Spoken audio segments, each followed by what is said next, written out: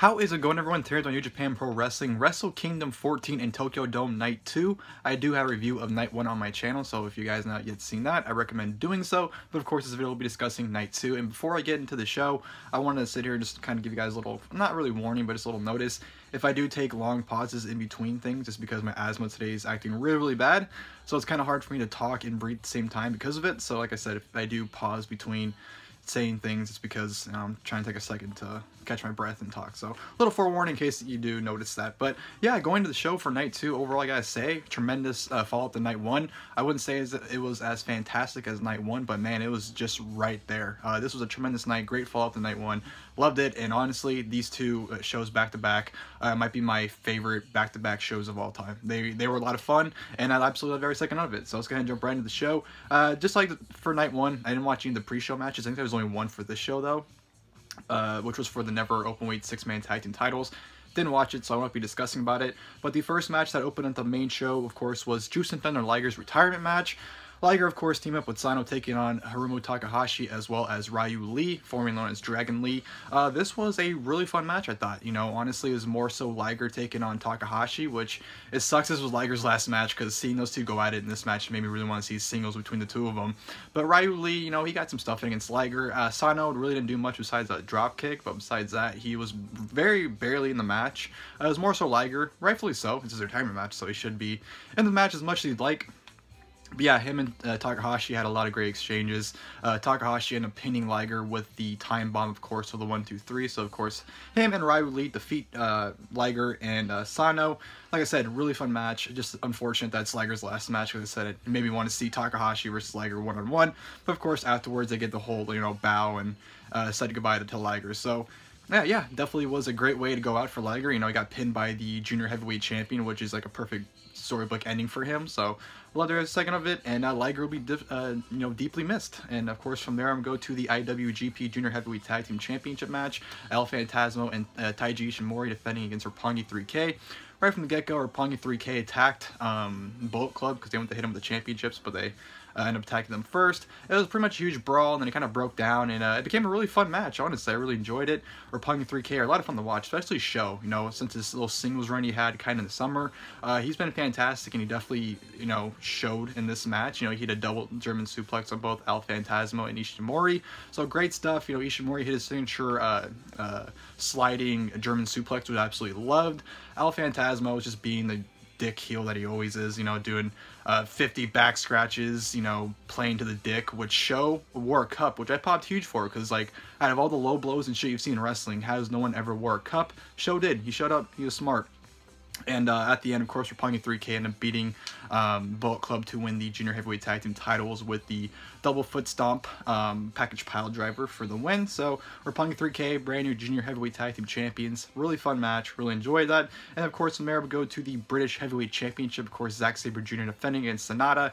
This match was pretty much as technical as it gets. A lot of mat wrestling, kind of just rolling around, just very technical. And that's basically all they did. A lot of counters to the point where they're kind of rolling around in pins, and, you know, the referee wasn't even able to count a one count because they kept moving so quickly. You know, Sano was able to counter into the skull in a handful of times, with Zack Sabre Jr. just being so quick and just able to lock people in just different submissions within a snap of a finger. Was very, very quick in this match against SANADA. But yeah, it was great. Like I said, just very technical and mat-based. Sabre got the victory with the bridging pin, and pinning SANADA to retain the British Heavyweight Championship. So yeah, that was a really good match as well. We go into the IWGP United States Heavyweight Championship. Of course, Jon Moxley, the brand new champion, defeating Lance Archer at Night 1 last night, defending against Juice Robinson here. Juice Robinson, love you, dude, but never interrupt Moxley's theme. He attacked Moxley as soon as the best part was about to play. Pissed me off. But yeah, Juice attacked Moxley from the get-go, threw him to a chair, did a cannonball into the corner. Was beating up Moxley, and back in the ring, they had a pretty good match overall. You know, not as good as their first match they had when Moxley beat him at the Best of Super Juniors. That was a tremendous match. This one was kind of like a watered-down version of it. They're kind of just flowing through the motions. You know, Juice got some near falls, you know, hit the left hand of God several times to the point where I thought he knocked out Moxley. But at the end, Moxley was able to counter the Pulp Friction into a double hooked forearm DDT, followed by the Death Rider for the 1-2-3. So Moxley retains the IWGP United States title against Juice Robinson. Like I said, really good match. This doesn't really compare to their Best of Super Juniors match. I believe their G1 match as well. So yeah, good stuff. And of course, afterwards, you know, Moxley, it gets interrupted by none other than Minoru Suzuki. Suzuki comes out, him and Moxley have stayed on. They beat the shit out of each other for a little bit. And then, of course, Suzuki hits the Gotch pile driver on Moxley, holds up the IWGP US title, and pretty much says, I'm coming for this fucking championship. And all I'm going to say is, inject Moxley versus Suzuki into my fucking veins now. Make that a death match. And I guarantee you, one of them will die. Very, very excited for that. Whenever that match happens, I am going to watch that. That's going to be absolutely awesome. But yeah, Moxley sold it greatly afterwards, kind of looking distraught, like, oh shit, what the fuck just happened? Kind of like he saw a ghost, and that ghost is Minoru Suzuki. Yeah, very excited for that one. And then from there, I'm going to the Never Openweight Championship, Kenta defending against Hirooki Goto. This was really good, but it was just very inconsistent. They beat the shit out of each other, which is the purpose of a Never Openweight title match, in my opinion, is just for two dudes to beat the fuck out of each other for it. And that's kind of what they did here, but they were very slow. There were a lot of chin locks early on by Kenta, just a whole lot of nothing, and then, like, you know, stuff would happen, and then back to doing nothing. You know, like, the stuff that happened, I was very much into, but when they weren't doing stuff, I did not care for this match. So I feel like the inconsistent pace of it kind of took away from it. But yeah, these two went out there, beat the shit out of each other. Kenta laid his stuff in, so did Goto. Kenta hit a brutal penalty kick on Goto, but then Goto just knocked the fuck out of Kenta with a forearm. Like, I thought Kenta was knocked the fuck out. That was fucking brutal. But yeah, they were laying their shit in. Some nice sequences, you know, some good callbacks to the story they've been having. And of course, at the end, you know, Goto able to hit the Yoshikoroshi, followed by the GTR for the 1-2-3, and Hirooki Goto is your brand new Never Openweight champion. Like I said, I thought it was really good. The only thing that was preventing it from being great, in my opinion, like I said, was the inconsistency of the pacing. Like I said, the stuff that was really good, but you know, stuff that really wasn't going on, it was kind of hard to watch it. So yeah, it was just hard to pay attention, really. That's what it was. But yeah, overall, very good match. And we go to Kota Ibushi taking on Jay White, Switchblade, of course. And this match is very similar to the Hirooki Goto Kenta match. It was really good, but the inconsistent pacing really kind of fucked it up for me, especially considering that, you know, every Jay White match to me seems the exact same. You get the same stuff, you get the same slow stuff, you know, a bunch of chin locks, nothing going on, tons of referee distractions, you know, Geto getting involved a lot, referee bump. Like, I feel like every Jay White match has the same exact formula, and it kind of takes away of me caring about it. But the stuff he was able to do with Ibushi was working. Like I said, there were slow moments, but Ibushi playing that emotionless, not giving a fuck. He was just laying his shit in, and like to the point where like he didn't care if he murdered somebody. I don't know what's going on with Ibushi, but the new emotion, or actually lack of emotion, I should say, of Ibushi, and more the aggressive killer instinct he's had, you know, since night one last night. I've been loving it, and I hope that leads into a direction with him. And yeah, he was just laying his shit in. Jay White, you know, pushed him to the outside, and he ate shit on the guardrail, which I thought knocked Ibushi out at first, but thankfully he was fine. Back in the ring, bunch of nonsense goes down. You know, Geto gets involved. Ibushi takes him out with a punch to the heart, which I thought killed Geto. But then Ibushi pretty much had the win, hit the Golden Star Powerbomb, but the referee was out. Jay White hit a great Uranagi off the top rope on Ibushi, which I thought was a great spot. But, you know, end came, Ibushi had the victory, but Geto pulled the referee out.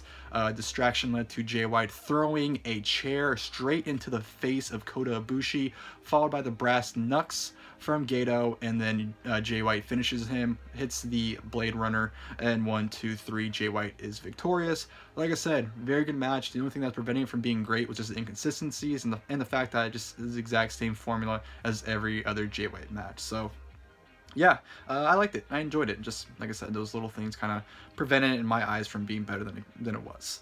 Then we go to Hiroshi Tanahashi taking on Chris Jericho, a match I'm pretty sure we all thought would never happen. And honestly, this match is one of those matches where it was great, but nothing really too memorable or too really worth going back and checking out. That's honestly just what it was. It was a great match. You know, I thought they worked very well together. You know, Jericho fought him on the outside. They did a DDT through a table, one of the announced tables, which took commentary off for a while. Back in the ring, you know, Jericho mocked Tanahashi doing the air guitar, you know, trying to hit the high fly flow, but Tanahashi got out of the way, or got his knees up. Worked on Jericho's leg with a bunch of dragon screws, especially a spot where Jericho was trying to get in the ring, and he kicked his leg, hit a dragon screw, hit a drop kick. He was just working on the shit of Jericho's leg, which I thought was great. Tanahashi had a high fly flow into the outside. Jericho, back in the ring, you know, Tanahashi went for a high fly flow, but Jericho got his knees up, and then he attempted a code breaker. Or no, he attempted the Judas effect, or not the, is that what you call it, the Judas effect, or is it Judas? I don't remember. I think it's a Judas effect. He went for it, but Tanahashi got out of the way, ended up hitting his own code breaker on Jericho. Thought was great.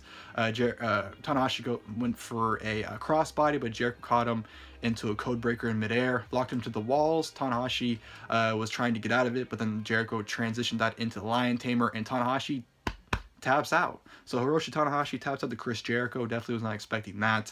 But yeah, overall, like I said, that was a great match. Just honestly, nothing really too memorable or, you know, really worth going back and watching at some point. So yeah, just an overall great match. And then of course go to the main event, which was the double gold dash for the IWGP Heavyweight and IWGP Intercontinental Championships. Kazuchika Okada taking on Tetsuya and Naito, of course, a rematch from Wrestle Kingdom 12 2 years ago. And this was a magnificent main event. The atmosphere of the crowd, the storytelling these two had in there, just everything about it was absolutely tremendous. I loved every second of it. They played up Naito's past mistakes when he went to to hit the what the hell is the press called, the seven dust my mind's going completely blank, I apologize, but ended up hitting the press, which would cost him Wrestle Kingdom 12. Went for that, actually hit it for a great near fall. They had a great exchange with Okada hitting, you know, Rainmakers, and he went for another one, but Naito was able to counter it into the Destino. But Naito's left knee that was being worked on night one continued to this match, and, you know, Okada was working over that leg, and then, you know, Naito would panic whenever Okada had like the upper hand, like Okada was closing in the win. You know, Naito out of desperation would hit a move, but he would not be able to capitalize on it because of his injury, his knee that was injured. So love the story to it. Like I said, the atmosphere of the crowd was very special too. You definitely feel like you're witnessing something special in the crowning of a double champion, and the crowd really wanted Naito to win as well. You know, they're really for it. I mean, they love both guys, but Naito obviously is kind of a guy who's been screwed over time and time again, and I think everyone wants to see Naito get his moment. And he finally does. You know, Okada beats the shit out of him with some Rainmakers, but then, you know, he's able to duck, hit a Destino, followed by one more Destino, and 1, 2, 3, and Tetsuya Naito is your double champion, the IWGP Heavyweight Champion as well as the IWGP Intercontinental Champion. Very, very happy for him. Like I said, the dude's, you know, I think everyone's been pushing for him to get that moment for years. Never got it, and he finally got it here. Only to be ruined, because of course afterwards, you know, Okada and Naito, or Naito did, not Okada, did the post-match promo, you know, thanking everybody and you know, winning the match. Then of course KENTA of all people come out and attack Naito, hits the GTS. Ibushi comes out and pretty much chases him away. I just don't know why he did that angle after this match. I don't know why he couldn't save that for another show with KENTA attacking him. And KENTA being first line for a title match, I don't really care for, because first off, KENTA just lost. So why is he #1 contender? Or why is he going to go for the championship? I don't know. I'm sure they'll make sense of it, but honestly, I just don't really care to see KENTA and Naito for both championships. Just KENTA, to me, ever since his injury in 2015, he just hasn't been the same. So I don't know. I don't really look forward to anything KENTA does nowadays, but I don't know. Like, Naito gets his moment, and then they kind of like, well, you get your moment, but we're going to fuck you because we're going to have someone attack you and ruin it completely. So, great heel heat for KENTA, but I just thought they could have saved that for another show and just let Naito have his moment to close the show there. So, yeah, wasn't a big fan of that, but like I said, great heel heat, and I'm just happy Naito finally got his moment. And that will do it for the video, guys. Like I said, I thought Wrestle Kingdom 14 Night 2 was an excellent show. Not as good as Night 1, but you know what? It's there, you know. If it was like tier and tier, I'd probably say it was like this in terms of almost being the same level. It was just as great, but not nearly as phenomenal as the first night I thought. But yeah, 2 excellent nights of wrestling. These shows are gonna be hard to beat. So New Japan set the bar high for the rest of the year for every wrestling company. So everyone else have fun, because at the end, us wrestling fans win watching them trying to outdo each other. So hope you guys enjoyed the video. If you guys did, please feel free to leave a like below. And of course, next time, I'll see you guys later. Thank you guys for watching the video.